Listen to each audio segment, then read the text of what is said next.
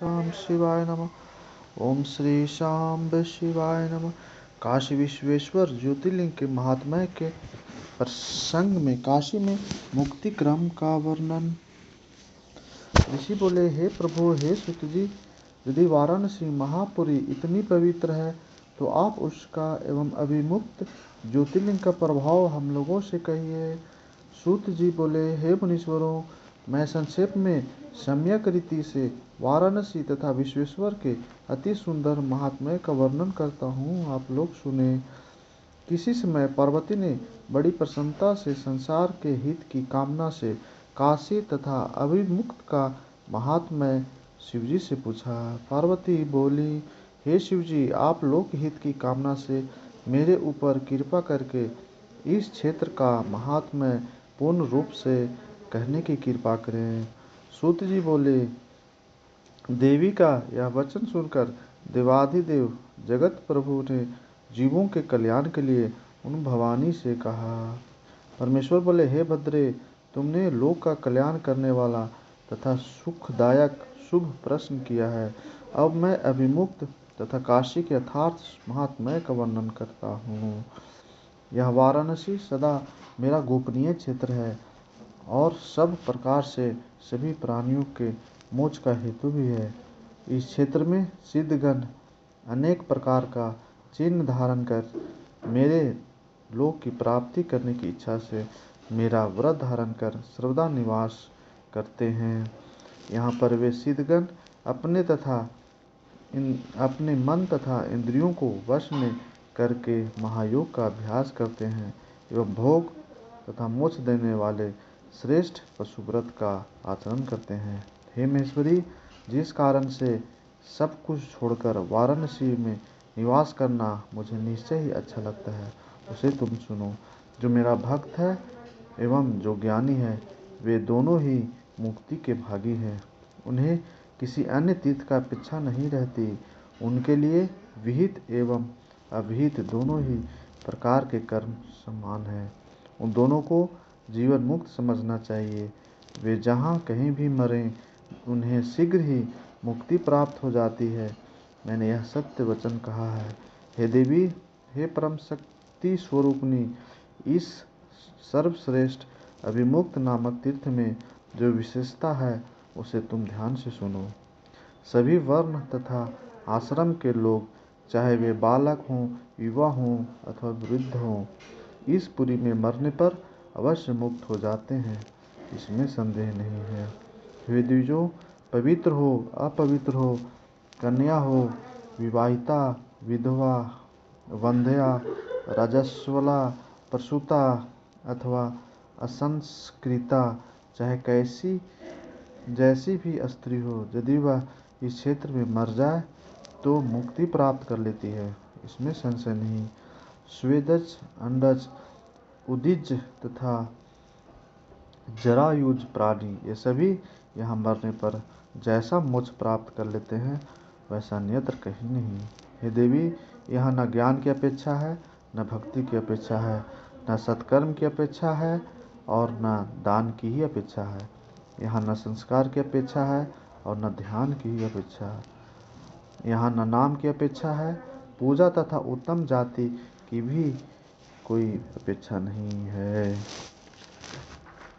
जो कोई भी मनुष्य मेरे इस मोक्षदायक क्षेत्र में निवास करता है, वह चाहे जिस किसी प्रकार से मरा हो, निश्चय ही मोक्ष को प्राप्त कर लेता है।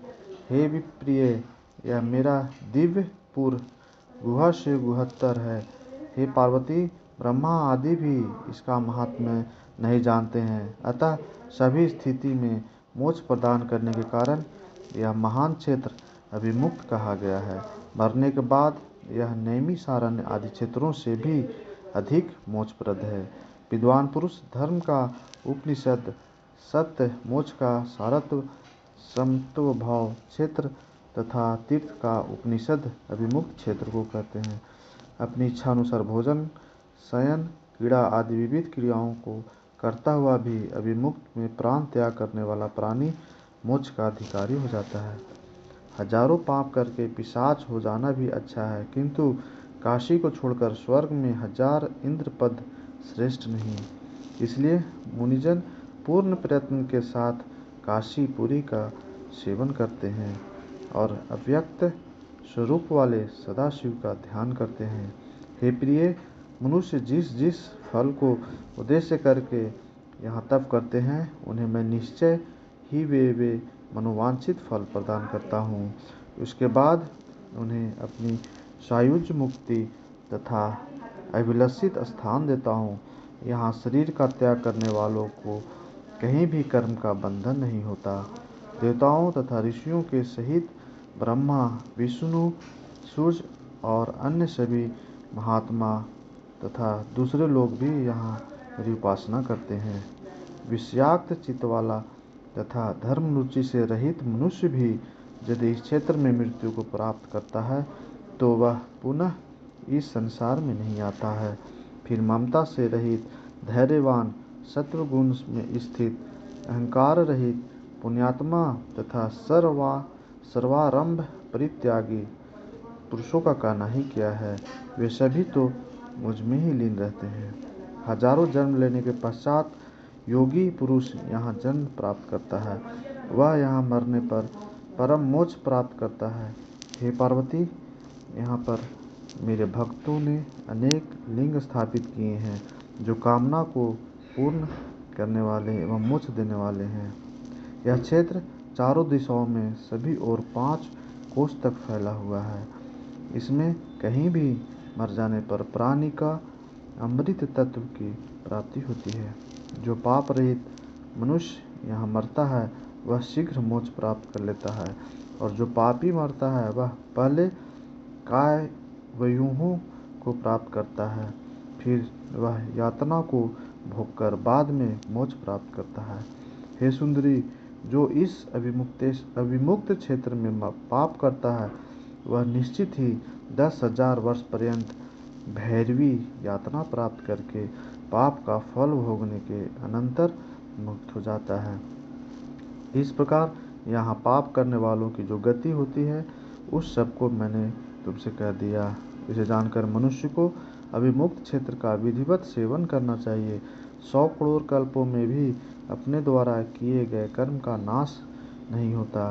किए गए शुभ और अशुभ फल का अवश्य भोगना पड़ता है।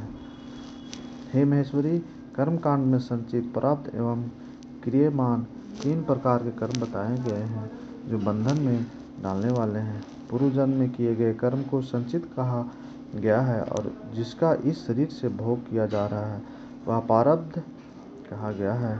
हे देवेशी, जो इस जन्म में शुभाशुभ कर्म इस समय किया जा रहा है उसे विद्वजन क्रियमान कहते हैं।